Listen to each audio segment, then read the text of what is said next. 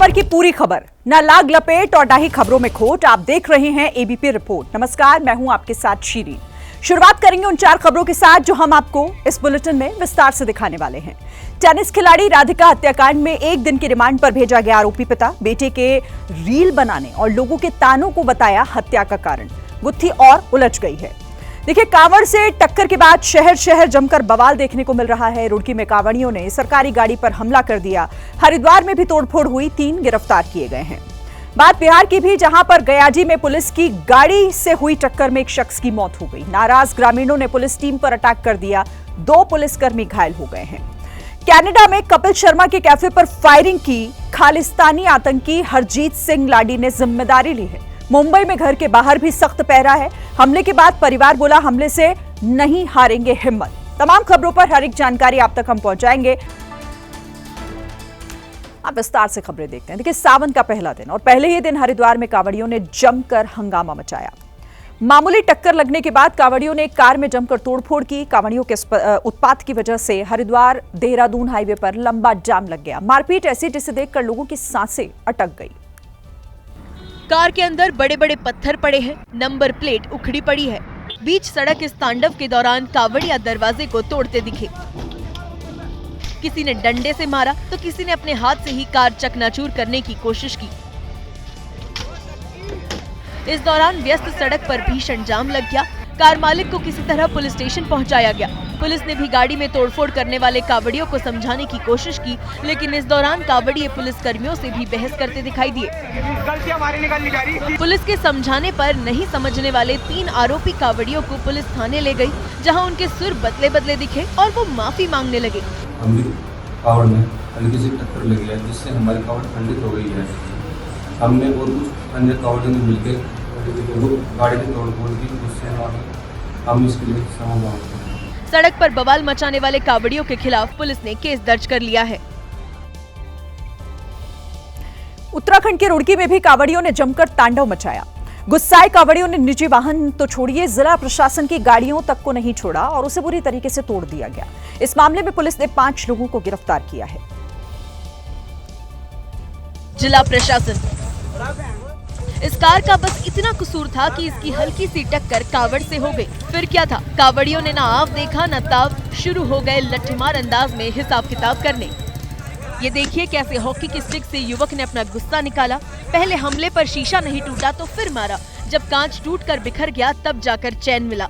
घेरा बनाकर कार को तोड़ा गया। पीछे का शीशा तोड़कर इन बावलियों ने आगे के शीशे पर हमला बोला। जब आगे का कांच भी टूट गया तब इन्होंने राहत की सांस ली। इस दौरान बीच सड़क अफरा तफरी मची रही। सड़क पर कांवड़ियों का आक्रोश प्रशासन के लिए बड़ी चुनौती बन गया है। सीकर के खाटू धाम से मारपीट की ऐसी तस्वीर सामने आई जिसे देखकर कोई भी शर्मसार हो जाए। बारिश से बचने के लिए कुछ भक्त एक दुकान में पहुंच गए। इससे बौखलाए दुकानदार ने फिर जो कुछ किया उसे देखकर खाटू श्याम के भक्त हैरान हो गए हैं। सिर्फ सामने वाले को बुरी तरह पीटना है। सफेद शर्ट पहने दुकानदार भक्त से भिड़ा था। भक्त के साथ आई महिला उसे झंडे वाले डंडे से मारने की कोशिश कर रही थी। ऐसे में एंट्री हुई हरी शर्ट वाले दुकानदार की। उसने झंडे वाले डंडों से भक्त पर हमलों की बौछार कर दी।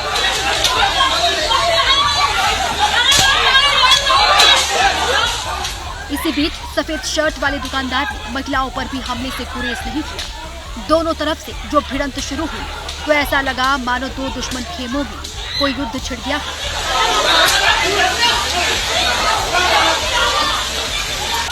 ऐसा आक्रोश, ऐसा गुस्सा मानो तीर्थ स्थल पर न आकर हल्दी घाटी के युद्ध क्षेत्र में आ गई। भक्त और दुकानदारों में युद्ध चलता रहा और वहां तमाम लोग तमाशबीन बने रहे। वो तो गनीमत रही कि 2 युवकों ने कुछ देर के बाद आकर दोनों पक्षों को समझाया। तब जाकर ये खाटू श्याम की नगरी में डंडा संग्राम का अंत हुआ। अब बात करेंगे देश में कुदरत के कहर की। देश के कई राज्यों में इस वक्त बारिश हो रही है और बारिश की वजह से नदी नालों में पानी भी बढ़ गया है। कहीं पर पानी सड़क पर आ गया है। अब ऐसे में समझदारी इसी में होनी चाहिए कि आप पानी से दूर ही रहें, लेकिन नहीं, कुछ लोग ऐसे भी हैं जो पानी से भरे हुए खतरनाक रास्तों को पार करने की कोशिश करते हैं। उनका ओवर कॉन्फिडेंस उन्हें खतरे में डालने का काम कर रहा है। और उसी ओवर कॉन्फिडेंस की वजह से मध्य प्रदेश के सागर जिले में ये कार पानी के तेज बहाव में बहती चली गई।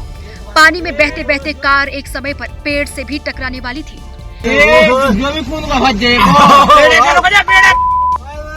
इस तेज बहाव के आगे कार बेबस थी। कभी दाएं कभी बाएं, हर ओर कार को घुमा घुमा कर पानी का बहाव उसे अपने साथ लिए जा रहा था। सागर के खेरवाहा गांव के पास नहर का पानी पुल के ऊपर आ गया था। बावजूद इसके कार के ड्राइवर ने वहां से अपनी गाड़ी निकाली। हालांकि समय रहते कार में सवार लोगों ने बाहर कूदकर अपनी जान बचा ली। सागर के कार वाले की तरह मध्य प्रदेश के छतरपुर में भी एक बाइक सवार ने पानी को हल्के में ले लिया। उसने नदी के तेज बहाव को इग्नोर करके अपनी बाइक उससे निकालने की कोशिश की और उसी जानलेवा कोशिश ने उसकी जिंदगी कुछ सेकंड के लिए खतरे में डाल दी। लोगों ने लाख मना किया, फिर भी बाइक वाले ने नदी के बहाव में एंट्री मारी। नहीं मानी बात। पानी में गिरने के बाद इसकी बाइक तो अगले ही सेकंड गायब हो गई, लेकिन इस लापरवाह शख्स की झलक दिख रही थी। कुछ सेकंड के अंदर बाइक सवार शख्स किसी तरह नदी के किनारे बनी दीवार तक पहुंचा और ऐसा खड़ा हुआ जैसे कुछ हुआ ही नहीं था। ओवर कॉन्फिडेंस ने इस शख्स की बाइक इससे छीन ली। इसकी लापरवाही का वीडियो देश के करोड़ों लोगों को पानी से ना भिड़ने की सीख दे रहा है।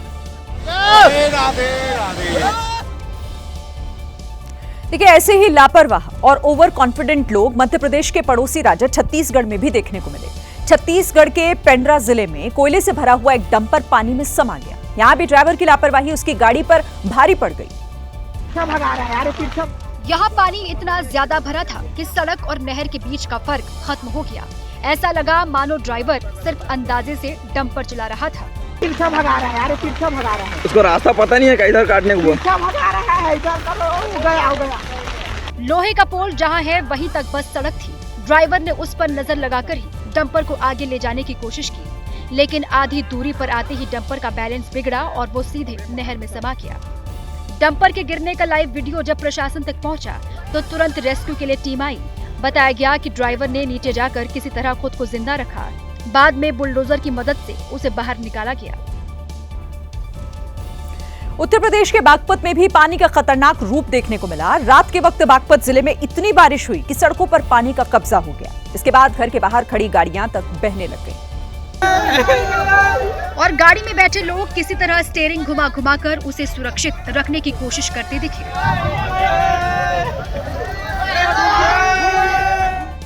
इनकी तमाम कोशिशें असफल हुई, क्योंकि यहाँ गाड़ी इनकी मर्जी से नहीं बल्कि पानी की मर्जी से रिवर्स गियर में बह रही थी। टायरों के लिए नीचे सड़क ही नहीं थी तो वो आगे बढ़ते भी कैसे। इस आपदा को एक बाइक वाले ने अवसर में बदला। वो बस बाइक पर बैठ गया और पानी के साथ ही चलता रहा। ये तो खुद ही चल रही बिना चलाए। मध्य प्रदेश के धार में भी पानी ने कार को आगे बढ़ने से रोका। एक अंडरपास में पानी भरा हुआ था। ड्राइवर को लगा कि वो उस पानी से अपनी गाड़ी को निकाल ले जाएगा, लेकिन पानी की ताकत ने उसे गलत साबित कर दिया। और फिर क्या था, कार उसी अंडरपास के अंदर फंस गई। उसे बाहर निकालने के लिए ट्रैक्टर और क्रेन बुलाया गया। पानी का लेवल इतना ज्यादा था कि कार अपने आप नहीं निकल सकती थी, इसलिए क्रेन की मदद से उसे बाहर खींचा गया। हाथ लगाकर कार को बाहर निकालने वाले मालिक ने बताया कि कैसे उसके ओवर कॉन्फिडेंस ने उसे खतरे में डाला। नहीं भरा था तो मेरे को लगा कि निकल जाएगी, तो जैसे मैंने गाड़ी डाली तो गाड़ी पूरी फ्री हो गई और तैरने लगी और धीरे धीरे बंद होके न बीच में जाके न रुक गई। ऐसी ही लापरवाही उत्तर प्रदेश के ललितपुर जिले के लोगों ने की। जिले की खेडर नदी के खतरनाक पानी को लोग पैदल ही पार करने लगे। इनमें से किसी का भी अगर पैर फिसला तो अगले पल वो नदी के पानी में ही होगा। मध्य प्रदेश को यूं ही अजब गजब नहीं कहा जाता है, बल्कि वहां पर आए दिन अजब गजब कारनामे भी देखने को मिलते हैं। ताजा मामला ग्वालियर का है, जहां पर एक शख्स ने रेलवे स्टेशन के प्लेटफॉर्म को ही हाईवे बना दिया। ये हुआ ग्वालियर रेलवे स्टेशन के प्लेटफॉर्म नंबर 1 पर, जहां काफी लोग अपनी ट्रेन का इंतजार कर रहे थे। तभी एक कार तेजी से दौड़ती हुई प्लेटफॉर्म पर चली आई। सफेद कार ट्रेन के बिल्कुल बगल में आ पहुंची। कार को देख वहां भगदड़ मच गई। लोग इधर उधर भागने लगे। स्टेशन पर मौजूद आरपीएफ और जीआरपी के जवान तुरंत हरकत में आए और आरोपी को पकड़ लिया। बताया गया कि आरोपी नशे में धुत था। पूछताछ के दौरान उसने जो बताया वो भी हैरान करने वाला था। आरोपी ने बताया कि उसकी पत्नी लड़कर चली गई थी। उसे रोकने के लिए ही वो कार लेकर प्लेटफॉर्म पर आ गया। फिलहाल जीआरपी ने केस दर्ज कर लिया और छानबीन शुरू कर दी। कुछ लोग रील बनाने के चक्कर में अपनी जान की भी परवाह नहीं करते। कुछ ऐसा ही हुआ बिहार के सहरसा में, जहां पर एयरपोर्ट पर स्कॉर्पियो में सवार कुछ लोग रील बना रहे थे, तभी उनकी गाड़ी पलट गई। हादसे के बाद गाड़ी की जो तस्वीरें सामने आई उसे देखकर अंदाजा लगाया जा सकता है कि यह हादसा कितना भीषण था। गाड़ी पूरी तरह चकनाचूर हो गई थी। यह हादसा तब हुआ जब सुबह के वक्त काफी संख्या में लोग एयरपोर्ट पर वॉक कर रहे थे। लेकिन अच्छी बात ये रही कि इस हादसे में उन्हें कोई चोट नहीं आई। बताया गया कि हादसे के वक्त गाड़ी में 4 लोग सवार थे जो बुरी तरह घायल हो गए। कार से स्टंट की ऐसी ही डरावनी तस्वीर महाराष्ट्र के सातारा से भी आई है, जहां पर पहाड़ी पर कलाबाजी दिखाने के चक्कर में कार खाई में गिर गई और युवक अस्पताल पहुंच गया। स्टंट के चक्कर में जान को मुश्किल में डालना किसे कहते हैं, इसका जीता जाता उदाहरण है ये तस्वीरें। सतारा के प्रसिद्ध उल्टा झरना के पास युवक ने ऐसे खतरनाक तरीके से कार चलाई। स्टंटबाजी के चक्कर में कार पीछे की और फिर जैसे ही कार को 180 डिग्री घुमाया, कार के साथ साथ जिंदगी भी गड्ढे में समा गई। कार सीधे 300 फुट नीचे चली गई। इस कार को 20 साल के साहिल अनिल जाधव चला रहे थे। राहत की बात ये रही कि कार जमीन पर नहीं गिरी और बीच में ही एक पेड़ पर अटक गई। हादसे के तुरंत बाद स्थानीय लोगों की मदद से खाई में उतरकर साहिल का रेस्क्यू किया गया और गंभीर हालत में कराड़ के अस्पताल में भर्ती कराया गया, जहां उसका इलाज जारी है। धर्मांतरण के आरोपी छांगुर बाबा से एटीएस लगातार 2 दिन से पूछताछ कर रही है। 15 साल से जारी उसके मजहबी धंधे का राज पता करने में जुटी हुई है। उसके साम्राज्य के बारे में पता लगाने के लिए करीबियों पर भी शिकंजा कसा गया है। पिछले 2 दिन की पूछताछ में चौंकाने वाले कई खुलासे हुए हैं। छांगुर बाबा का गैंग धर्मांतरण के लिए हनी ट्रैप का इस्तेमाल करता था। 3 से 4 हजार हिंदुओं का धर्मांतरण के लिए टारगेट दिया गया था। गरीब दलित महिलाओं को भी इस्लाम अपनाने के लिए प्रेरित किया जाता था। छांगुर बाबा खुद के लिखे इस्लामिक लिटरेचर का इस्तेमाल कर हिंदू लड़के लड़कियों को धर्म परिवर्तन के लिए प्रेरित करता था। छांगुर बाबा की किताबों में दूसरे धर्मों की कमियां लिखी है और सिर्फ इस्लाम की बड़ाई की गई है। छांगुर बाबा पर आरोप है कि वो दूसरे धर्मों के बारे में कंफ्यूजन पैदा करता था और इसी का लाभ उठाकर धर्मांतरण कराता था।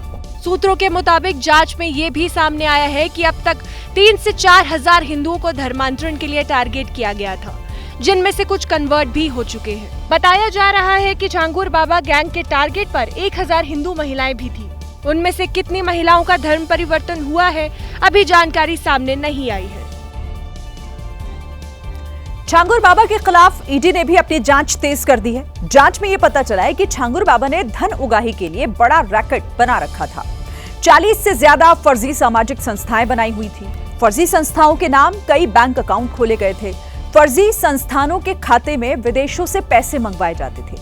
40 फर्जी संस्थानों के अकाउंट में अरब देशों से पैसे आते थे, ऐसी बात भी सामने आई है। ईडी सभी खातों की जांच कर अब एक्शन लेने की तैयारी कर रही है। वहीं एटीएस मुख्तार अंसारी से कनेक्शन और उससे जुड़े हुए कई फायदे की पड़ताल भी जुटी है। भले ही बुलडोजर से छांगुर बाबा का सफेद महल जमींदोज कर दिया गया, लेकिन छांगुर बाबा की संपत्ति का जाल बलरामपुर से पुणे तक फैला हुआ था। छांगुर की पुणे में करोड़ों की संपत्ति है। लोनावला में 16 करोड़ की संपत्ति खरीदी थी। सूत्रों के हवाले से बताया जा रहा है कि छांगुर बाबा के साम्राज्य को फैलाने में कभी मुख्तार अंसारी ने भी साथ दिया था, लेकिन एटीएस जांच की बात कह रही है। जब सारे जानकारियां इकट्ठी हो जाएगी तभी मैं इस पर कोई स्टेटमेंट दे पाऊंगा। वहीं ईडी 100 करोड़ की संपत्ति के दस्तावेज इकट्ठा करने में जुटी है, लेकिन इस जांच के बीच धमकी देने की बात भी सामने आई है। छांगुर के खिलाफ धर्मांतरण के मामले उठाने वाले को जान से मारने की धमकी मिली है। छांगुर गैंग के निशाने पर प्रदर्शन करने वाले हिंदू संगठन भी हैं। देखिए, धमकी मिलने के बाद विश्व हिंदू परिषद ने गृह मंत्री अमित शाह को पत्र लिखा और धर्मांतरण से जुड़े हुए नेटवर्क के विदेशी कनेक्शन की जांच एनआईए से कराने की मांग की है। वहीं यूपी एटीएस छांगुर बाबा को लेकर बलरामपुर में गिराई गई उसकी आलीशान कोठी में पहुंची। छांगुर जब गाड़ी से उतरा तो बुलडोजर से ध्वस्त कोठी को देखकर भावुक हो गया। वो कमांडो और पुलिस जवानों की सुरक्षा में था, इसलिए कुछ कह नहीं पाया। करीब 40 मिनट तक छांगुर और एटीएस के अफसर कोठी के अंदर रहे। सूत्रों के मुताबिक एटीएस ने कोठी का निरीक्षण किया। इस दौरान छांगुर से कोठी से जुड़े सवाल पूछे गए। इस दौरान प्रशासन ने मीडिया की एंट्री पर रोक लगा रखी थी। कोठी से निकलने के बाद एटीएस की टीम वहां से रवाना हो गई। उतरौला से बलरामपुर होते हुए एटीएस की टीम छांगुर बाबा को लेकर लखनऊ पहुंच गई। महाराष्ट्र के बीड में एक ट्रक के गिरने का लाइव वीडियो रिकॉर्ड हुआ है। बारिश के बाद इलाके की सड़क पर मरम्मत का काम हुआ। काम पूरा होने के बाद सड़क बनाने वाले इंजीनियर उसका निरीक्षण करने पहुंचे थे। इंजीनियर का निरीक्षण चल ही रहा था कि उनके सामने ही ट्रक ने रोड की क्वालिटी का सबूत पेश कर दिया।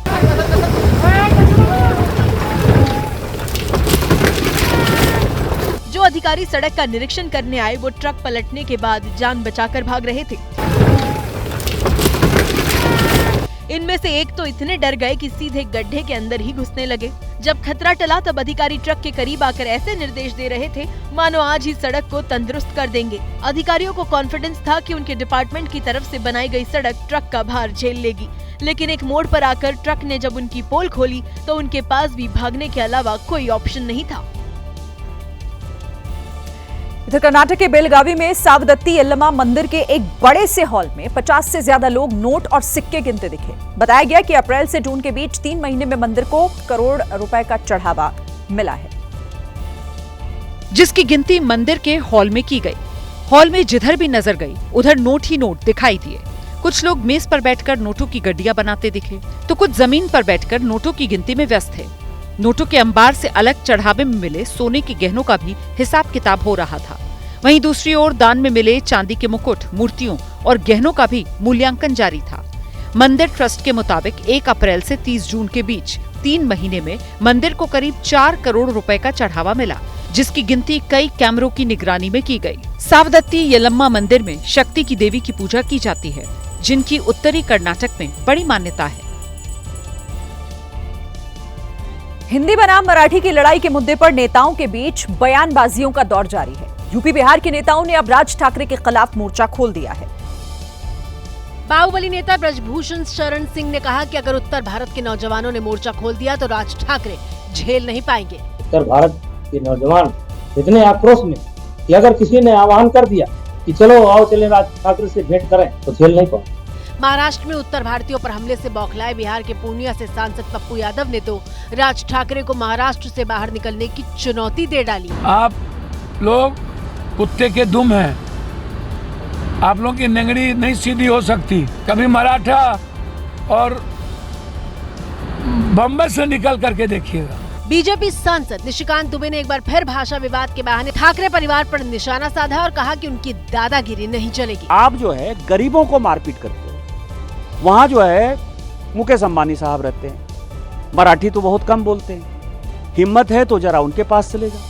माहिम में जो है सारे मुसलमान हैं, हिम्मत है तो तुम वहाँ चले जाओ। हिंदी बनाम मराठी में दोनों पक्षों के नेताओं के बीच जुबानी घमासान जारी है। देखना यह है कि विवाद कहां जाकर थमता है।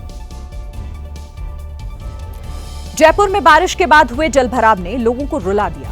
सड़क पर भरे पानी में एक लड़के का मोबाइल फोन गिर गया था। मोबाइल की खोज में उसके आंसू निकल गए, लेकिन फिर भी वो खाली हाथ ही घर गया। हलधर नाम का ये लड़का पानी में घुस कर अपना फोन ढूंढता जा रहा था। हर गुजरते पल के साथ उसकी आंखों के आंसू और तेजी से निकल रहे थे। लाख कोशिशों के बाद भी जब उसे फोन नहीं मिला तो वो पानी से भरी सड़क के किनारे बैठकर रोने लगा। उसे रुलाने वाला कोई और नहीं बल्कि जयपुर शहर का सिस्टम है, जिसने बारिश से पहले शहर की सड़कों पर बने गड्ढों को भरना जरूरी नहीं समझा। बीच सड़क पर रोते रोते फोन ढूंढने वाला हलधर थोड़ी देर पहले अपने स्कूटर से इसी सड़क पर जा रहा था। सड़क पर बने गड्ढे में उसका स्कूटर गिरा और साथ में मोबाइल भी पानी में गया। मोबाइल ढूंढते ढूंढते हलधर दूसरे लोगों को सड़क के उन गड्ढों से बचाने की कोशिश करता दिखा। तमिलनाडु के सलेम में भीषण सड़क हादसा हो गया। यह हादसा तब हुआ जब एक तेज रफ्तार बाइक सामने से आ रही लग्जरी कार से टकरा गई। यह घटना 6 जुलाई की है।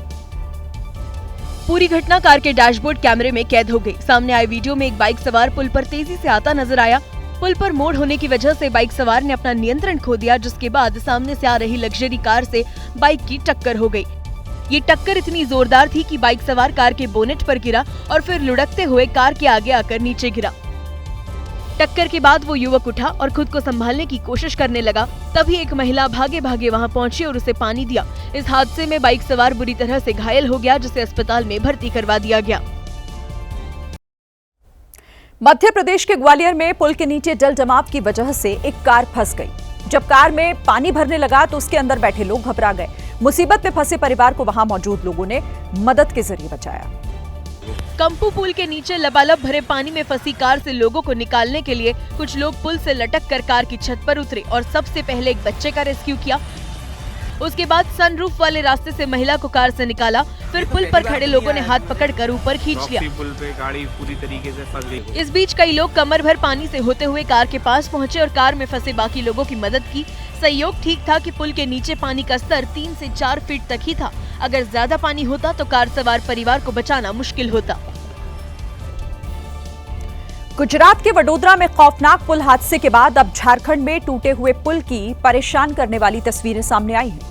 बच्चे जान जोखिम में डालकर इस पुल को पार करते हैं क्योंकि पुल के पार उनका स्कूल है। उसी पुल में बनी चौड़ी दरार को खूंटी जिले के बच्चे इस तरह से पार करते हैं और फिर शुरू होती है शिक्षा के अधिकार को हासिल करने के लिए सीढ़ियों की चढ़ाई। एक एक करके बच्चे इसी तरह से पुल टूटने के बाद खतरनाक रास्ते की जंग लड़कर स्कूल तक पहुंचते हैं। बच्चों के लिए भले ही बहुत सामान्य सी बात है, लेकिन पुल का एक हिस्सा बनाई नदी के अंदर पड़ा है, ये कभी भी बह सकता है। इसके चलते पुल पर आने जाने वाले लोगों की जान खतरे में पड़ सकती है। लेकिन ये सब कुछ जानने के बावजूद इस पुल पर आवाजाही अभी भी जारी है। खूंटी सिमडेगा रोड पर यह पुल पैलोल गांव के पास है, जो 19 जून को तेज बारिश के बाद धंस गया था। उसके बाद से आवाजाही के लिए स्थानीय लोग इस सीढ़ी का इस्तेमाल कर रहे हैं।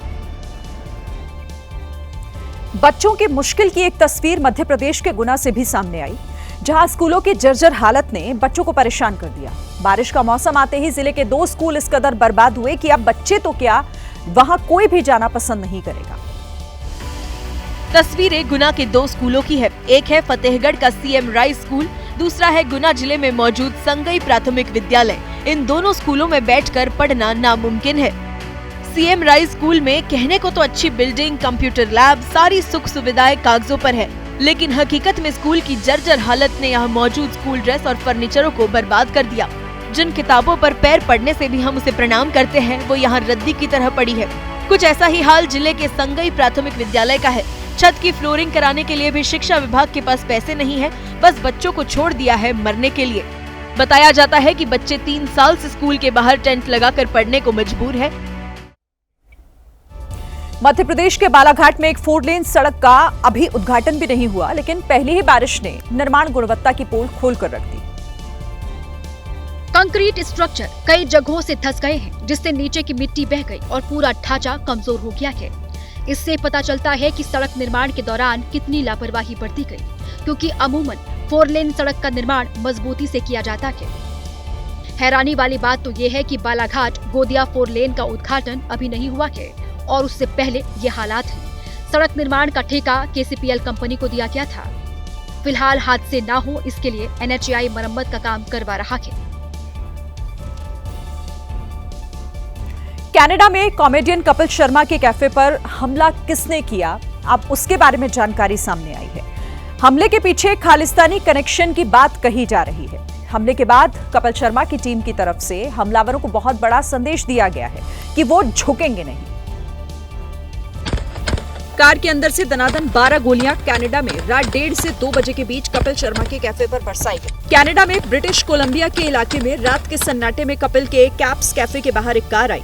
उसके अंदर से एक शख्स ने रिवॉल्वर निकाली और फायरिंग शुरू कर दी। ये कपिल के कैफे पर उन्हीं गोलियों के निशान हैं। आखिर कपिल से किसी की क्या दुश्मनी?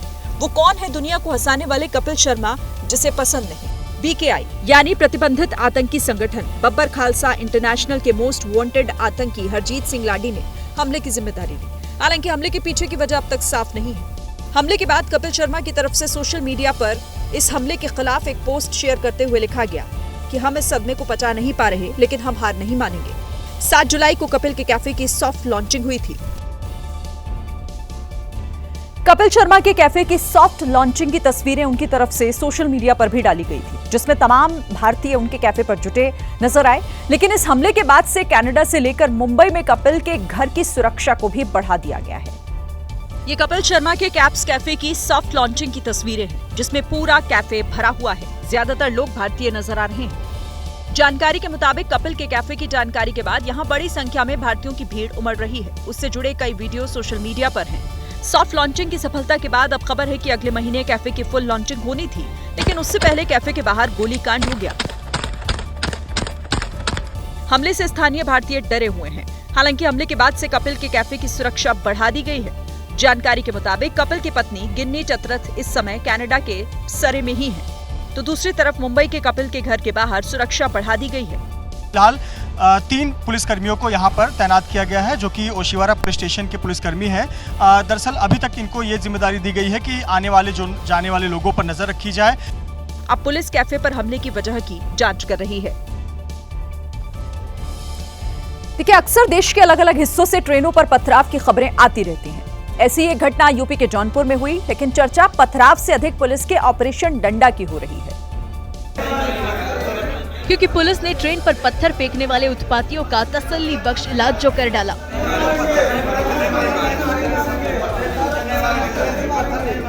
पुलिस या इलाज से पहले इन हुड़दंगियों की करतूत भी देख लीजिए। जौनपुर से रायबरेली जा रही पैसेंजर ट्रेन रास्ते में रुकी थी, तब 10 लड़कों ने ट्रेन पर ताबड़तोड़ पत्थर फेंके थे।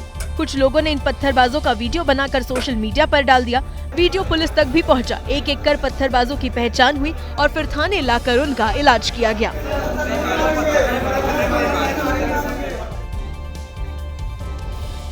गुरुग्राम में जिस पिता ने अपनी बेटी को टेनिस खिलाड़ी बनाया, उसी ने 3 गोली मारकर अपनी बेटी की हत्या कर दी। पुलिस ने जब पिता को गिरफ्तार कर पूछा तो उसने हत्या की जो वजह बताई वो हैरान करती है। पिता के कबूलनामे के बाद हत्या की 2 वजह सामने आई है। पहली वजह, समाज के ताने को बर्दाश्त नहीं कर पाया और बेटी को मार डाला। दूसरी वजह, टेनिस खिलाड़ी राधिका यादव रील बनाया करती थी और ये बात उसके पिता को अच्छी नहीं लगती थी। पर सवाल यहाँ पर यह उठता है कि क्या पिता ने हत्या की जो वजह बताई है वो सच है या फिर इसके पीछे कोई और मिस्ट्री है। टेनिस खिलाड़ी राधिका की हत्या की सूचना पर हरियाणा पुलिस गुरुग्राम के सेक्टर 57 पहुंची और राधिका के पिता दीपक यादव से पूछताछ की तो उसने हत्या की बात कबूल कर ली। मुझे पिताजी ने बताया कि मैं जब भी गांव में दूध लेने के लिए जाता हूं तो मेरे को लोग ताने देते हैं। पुलिस ने जब राधिका के पिता दीपक यादव से पूछा कि आखिर किस बात के लिए लोग ताना मारते थे तो उसने पुलिस को बताया देते हैं कि आपकी लड़की अच्छा पैसा कमाएगी। पिता के मुताबिक लोगों की ये बात उसे अच्छी नहीं लगती थी। राधिका यादव के पिता बताते हैं कि मेरे को मेरे आस पड़ोसी, मेरे दोस्त, मेरे जानकार इस बात को लेकर चिढ़ा रहे थे कि मैं अपनी बेटी के हिस्से से, यानी कि बेटी जो कमाती है उससे खा रहा हूं, और वो धीरे धीरे धीरे वो बातें उनको अब कचोटने लगी थी। पुलिस के मुताबिक इसी वजह से पिता ने रसोई घर में बेटी राधिका को 3 गोली मारकर हत्या कर दी। बताया जा रहा है कि राधिका यादव टेनिस की अच्छी खिलाड़ी थी। जब वो छोटी थी तो पिता दीपक यादव उसे एकेडमी लेकर जाते थे। राधिका यादव हरियाणा की एक उभरती हुई टेनिस प्लेयर थी। स्टेट लेवल पर कई टूर्नामेंट में हिस्सा लिया था। राधिका की अंतर्राष्ट्रीय टेनिस महासंघ यानी ITF में युगल टेनिस खिलाड़ी के रूप में रैंकिंग 113 थी, लेकिन चोट लगने की वजह से उसने खेलना बंद कर दिया था। चोटिल होने के बाद राधिका ने टेनिस एकेडमी शुरू की। पुलिस की माने तो टेनिस एकेडमी ही राधिका की मौत की वजह बनी। पिता दीपक यादव के कबूलनामे को सच मान ले तो टेनिस एकेडमी की कमाई को लेकर ही कथित रूप से लोग ताने मारते थे। इसीलिए पिता बेटी राधिका से एकेडमी बंद करने के लिए दबाव बना रहे थे, लेकिन जब राधिका ने ऐसा नहीं किया तो गुस्से में जान ले ली। 3 गोली मारी और रसोई में खाना बना रही थी और पीठ पर गोली मारी। पीठ पर गोली मारी तो गोली लगने की। इस हत्याकांड पर हरियाणा टेनिस के CEO ने दुख जताया। एक हफ्ता पूरे हम नेशनल गेम्स के दौरान गोवा में रहे 2023 में। सारी टीम उससे बहुत खुश थी, वो सबके साथ बड़ी खुश थी। उसके दिमागी हालत में कुछ भी ऐसा कुछ नजर नहीं आया। It's a very sad day, very sad news for us. देखिए, दूसरी थ्योरी के मुताबिक बेटी के रील बनाने से पिता नाराज था। पुलिस के मुताबिक सोशल मीडिया पर बेटी का रील देखकर दीपक यादव गुस्से में था। वो नहीं चाहता था कि बेटी राधिका कोई ऐसी रील बनाए जो समाज को पसंद ना हो। बताया जा रहा है कि राधिका के ऐसे ही वीडियो को देखने के बाद राधिका के पिता गुस्से में थे। सूत्रों के मुताबिक राधिका सोशल मीडिया इन्फ्लुएंसर बनना चाहती थी। इसके लिए वो बड़े इन्फ्लुएंसर से भी मिली थी। कारवां नाम के इस एल्बम में भी अभिनय किया था, लेकिन रील बनाने के लिए हत्या करने की बात पर पुलिस को अभी विश्वास नहीं है। जब गुड़गांव पुलिस ने जांच को आगे बढ़ाते हुए एक म्यूजिक वीडियो उसे दिखाया तो उसने ये भी बयान दिया कि इस म्यूजिक वीडियो को लेकर भी उसका राधिका के साथ विवाद था। पुलिस इस बात की भी जांच कर रही है कि कहीं पिता दीपक यादव ऐसी कहानियां सुनाकर गुमराह तो नहीं कर रहा। क्योंकि जो पिता अपनी बेटी की प्रतिभा से खुश रहता था, उसे इंटरनेशनल खिलाड़ी बनाने के लिए संघर्ष करता था, वो टेनिस एकेडमी खोलने की वजह से बेटी को क्यों मारेगा? बेटी की कमाई खाने वाले कथित ताने की वजह से हत्या की कहानी पर भी पुलिस को शक है। पिता ने हत्या की वजह बेटी की कमाई वाले ताने को बताया है, लेकिन इस कबूलनामे पर विश्वास नहीं हो रहा, क्योंकि राधिका के पिता बिल्डर हैं, उनका अच्छा कामकाज है, परिवार की गुरुग्राम में आलीशान कोठी है, कई फ्लैट किराए पर हैं, घर में 4 से 5 बड़ी बड़ी गाड़ियां मौजूद हैं। पड़ोसियों का दावा है कि पैसे की तो कोई कमी थी ही नहीं, फिर भला वो बेटी के पैसों पर पलने की बात कौन लोग हैं जो कर रहे थे? जब वो खुद समर्थ हैं तो भला उन्हें कोई बेटी के पैसे पर खर्च चलाने का ताना क्यों मारेगा? राधिका यादव टेनिस एकेडमी कई सालों से चला रही थी, ऐसे में एकाएक उनके पिता ये एकेडमी बंद क्यों कराना चाहते थे? अगर एकेडमी चलाने से दिक्कत थी तो ये दिक्कत कई साल बाद क्यों शुरू हुई? इन्हीं अनसुलझे सवालों का जवाब समझने के लिए गुरुग्राम पुलिस राधिका के पिता से और पूछताछ करना चाहती है। इसके लिए पुलिस ने दीपक यादव को कोर्ट में पेश किया। सबसे बड़ी बात यह है कि जब गुड़गांव पुलिस इस पूरे मामले में जांच को लेकर आगे बढ़ रही है तो बार बार दीपक यादव अपने बयान को बदल रहा है। बयान बदलने की वजह से ही पुलिस को शक है कि हत्या का कारण कुछ और भी हो सकता है। रिमांड के दौरान पुलिस राधिका हत्याकांड से जुड़ी इन्हीं गुत्थियों को सुलझाने की कोशिश करेगी। असम के शिवसागर में गैंडा रिहायशी इलाके में घुस गया, जिससे ग्रामीणों में दहशत फैल गई। इस गैंडे ने खेतों में नुकसान तो किया ही, 2 लोगों को घायल भी कर दिया। गेंडा खेतों के रास्ते रिहायशी इलाके में पहुंचा और उसने पहुंचते ही तबाही मचानी शुरू कर दी। सबसे पहले उसने रास्ते पर खड़ी बाइक को टक्कर मारी। दूसरी तस्वीर में गैंडा ग्रामीणों के पीछे भागता दिखा, जबकि ग्रामीण मदद के लिए चिल्लाते दिखे।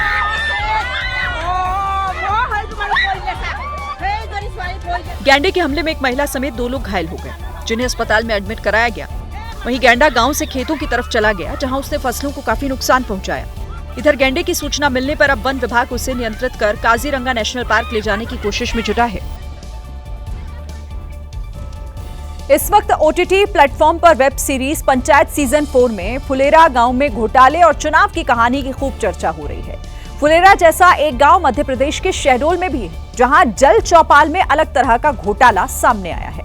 गांव के सरपंच सचिव शहडोल जिले के अधिकारियों को 5 किलो काजू, 5 किलो बादाम और 30 किलो नमकीन खिला गए। 5 लीटर दूध में 6 किलो चीनी मिलाकर पी गए। इसके अलावा 20 पैकेट बिस्किट और 3 किलो किशमिश भी खा गए। अधिकारी जल गंगा संवर्धन अभियान के तहत जल चौपाल में शामिल होने के लिए आए हुए थे। ये कहानी शहडोल जिले की भदवाही पंचायत की है। अधिकारी गांव में सूखे कुएं, तालाब, नाले में पानी की बात करने आए थे, लेकिन जल चौपाल में काजू बादाम, दूध, घी और नमकीन खाकर लौट गए और उसका बिल आया 19,010 रुपए। बाकायदा बिल बनाकर इस राशि को सरकारी खजाने से निकाल भी लिया गया। इस पर जब हंगामा हुआ तो जांच की बात होने लगी। अधिकारी कहने लगे कि जो काम करने आए थे उनके लिए कुछ व्यवस्था की गई थी। उद्देश्य था कि वहाँ उन लोगों के लिए थोड़ा चाय, नाश्ते, पानी की व्यवस्था की जाए, परंतु ये काजू, किशमिश और इस तरह का जो बिल लगे हैं, ये चीजें अभी संज्ञान में नहीं है। अपन बात करते हैं कि ये किस तरह से उनके द्वारा ये बिल लगाया गया है। मध्य प्रदेश के सिवनी से डरा देने वाली एक खबर सामने आई है। वहां के छिड़िया पलारी गांव में एक परिवार सोने की तैयारी कर रहा था, तभी वहां कुछ ऐसा हुआ जिससे वहां मौजूद लोगों की चीखें निकल गई, क्योंकि बिस्तर पर तकिए के नीचे एक सांप आराम फरमा रहा था, और वो भी कोई मामूली सांप नहीं बल्कि किंग कोबरा। दरअसल घर वालों को अचानक बिस्तर पर कुछ हलचल महसूस हुई। शक होने पर उन्होंने तकिया हटाया तो उसके नीचे से फुफकार मारता हुआ कोबरा बाहर आया। जहरीले सांप को देख घर में मौजूद सभी लोगों के होश उड़ गए। घर वालों ने इसकी खबर सांप पकड़ने वाले को दी, जिसके बाद मौके पर पहुंचे एक शख्स ने सांप का रेस्क्यू किया। तब जाकर घर वालों ने राहत की सांस ली। ओडिशा के भद्रक में शादी की खुशी को कीचड़ ने फीका कर दिया। दूल्हा अपनी दुल्हन को लेने के लिए बारात लेकर उसके घर के लिए निकला, लेकिन दुल्हन के घर का रास्ता गाड़ियों के चलने लायक ही नहीं था। बारातियों ने कीचड़ वाली सड़क पर जाने से इनकार किया तो गांव वालों ने दूल्हे राजा को कंधे पर उठाकर 3 किलोमीटर का कीचड़ वाला सफर पूरा करवाया।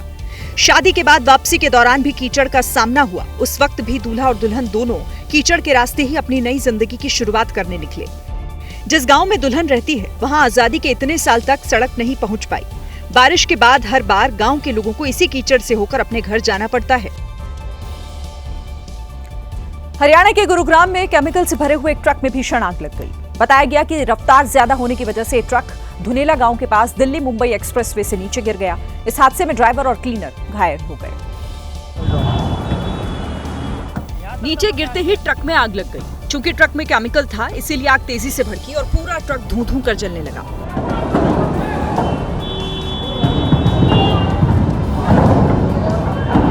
ट्रक से आग की ऊंची ऊंची लपटें निकलने लगी, जबकि आसमान में काले धुएं का गुबार उठता दिखाई दिया। घटना की जानकारी के तुरंत बाद दमकल कर्मियों के साथ ट्रैफिक पुलिस पहुंची और आग बुझाने के काम में जुट गई। कुछ देर की कोशिश के बाद दमकल कर्मियों ने आग पर काबू पाया। वहीं घायल ड्राइवर और क्लीनर को अस्पताल में एडमिट करवाया गया। सावन महीने की शुरुआत के साथ ही कांवड़ यात्रा भी शुरू हो गई है।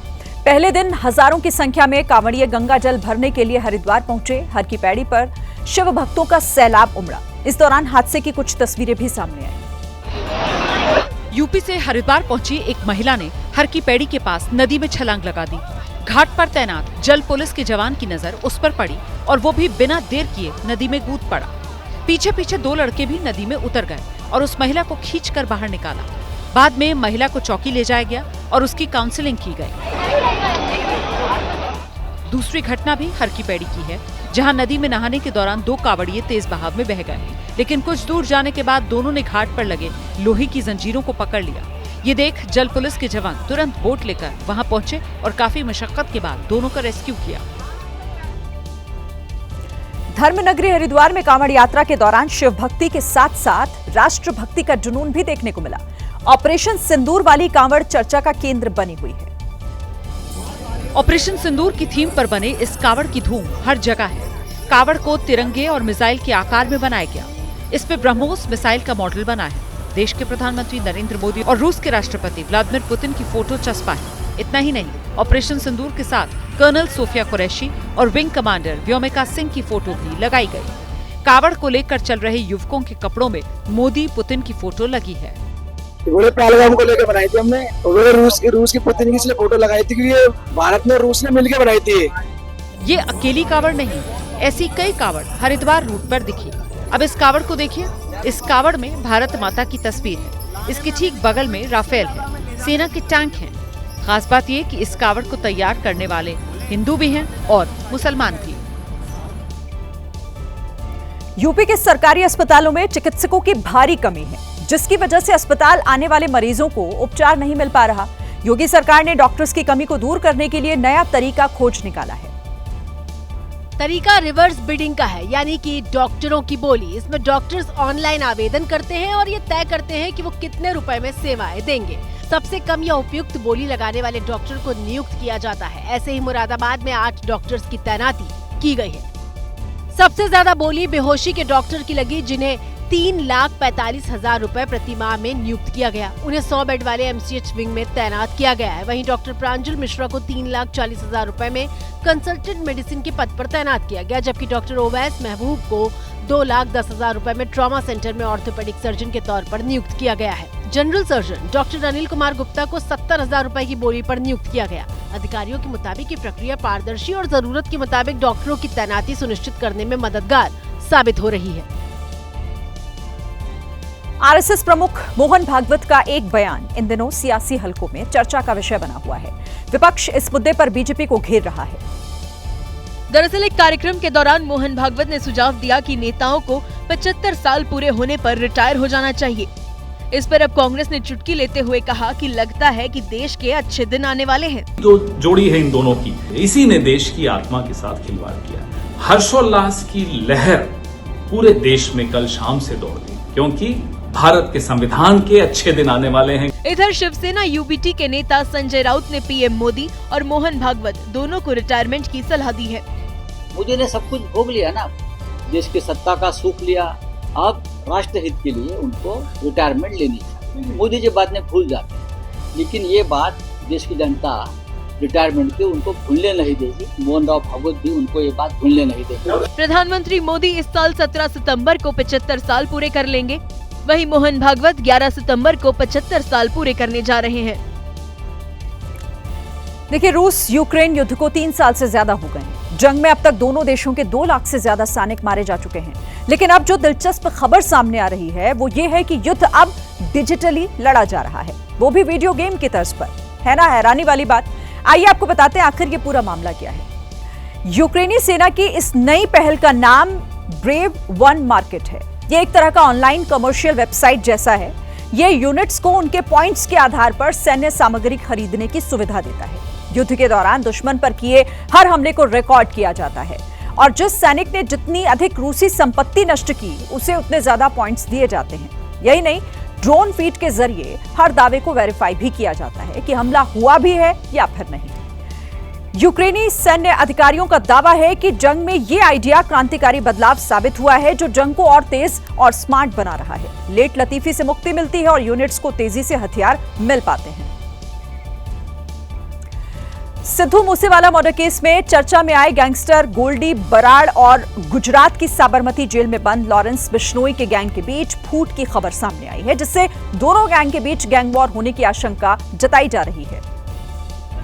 एबीपी न्यूज को गैंगस्टर गोल्डी बराड़ का एक एक्सक्लूसिव वॉइस मैसेज हाथ लगा है, जिसमें गोल्डी बराड़ इस बात की पुष्टि करता हुआ सुनाई दिया कि अब वो बिश्नोई गैंग के साथ नहीं है। काम मैंने और रोहित भाई ने कराया, लेकिन एक झूठी पोस्ट जो न्यूज में और सोशल मीडिया में चल रही है अनमोल बिश्नोई के नाम से, अब पता नहीं ये इन्होंने क्यों डाली है पोस्ट। इस ऑडियो में गोल्डी बराड़ ने ये भी दावा किया कि अब वो अजरबैजान से ऑपरेट कर रहे गैंगस्टर रोहित गोदारा के साथ मिलकर काम कर रहा है और हाल ही में श्रीगंगानगर में आशीष नाम के कारोबारी पर हमले को उसके गैंग ने अंजाम दिया। पर हमारी अनमोल बिश्नोई से अब बनती नहीं है, ये चीज सारे भाइयों को हमने क्लियर करी हुई है।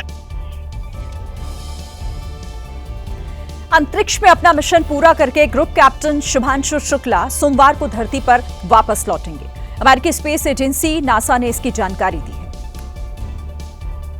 14 जुलाई यानी सोमवार को भारतीय समय के मुताबिक शाम 4:35 पर उनका ड्रैगन स्पेसक्राफ्ट आईएसएस से अनडॉक होगा। इसके साथ ही शुभांशु और एक्सियोम 4 मिशन पर गए चारों अंतरिक्ष यात्रियों के आईएसएस से धरती वापसी के सफर की शुरुआत होगी। शुभांशु उसी ड्रैगन स्पेसक्राफ्ट से आएंगे जिससे वो 25 जून को इंटरनेशनल स्पेस स्टेशन पहुंचे थे। करीब 17 घंटों का सफर करके शुभांशु का स्पेसक्राफ्ट अमेरिका के समुद्री तट पर उतरेगा। शुभांशु की यात्रा मौसम पर निर्भर करेगी। शुभांशु को वापसी के बाद सीधे मेडिकल सेंटर ले जाया जाएगा, जहां उनकी मेडिकल जांच होगी। शुभांशु 14 दिन के लिए मिशन पर आईएसएस गए थे। अडानी ग्रुप के चेयरमैन गौतम अडानी मुंबई में society for minimally invasive spine surgery Asia Pacific के सम्मेलन में शामिल हुए। इस सम्मेलन को संबोधित करते हुए उन्होंने हेल्थ इंफ्रास्ट्रक्चर को बेहतर बनाने पर जोर दिया। इस मौके पर उन्होंने फिल्म मुन्ना भाई एमबीबीएस का जिक्र किया और कहा कि मरीजों का इलाज दवाओं के साथ साथ इंसानियत से भी किया जाना चाहिए। One of my all-time favorite movie is Munna Bhai MBBS. Not just for the laughter, but for the message. Munna Bhai was not just healing people with a medicine, he was healing them with a humanity. और इसी के साथ ये थी आज की ABP report. कल भी जारी रहेगी खबरों की खोज। तब तक के लिए आप देखते रहिए एबीपी न्यूज। नमस्कार।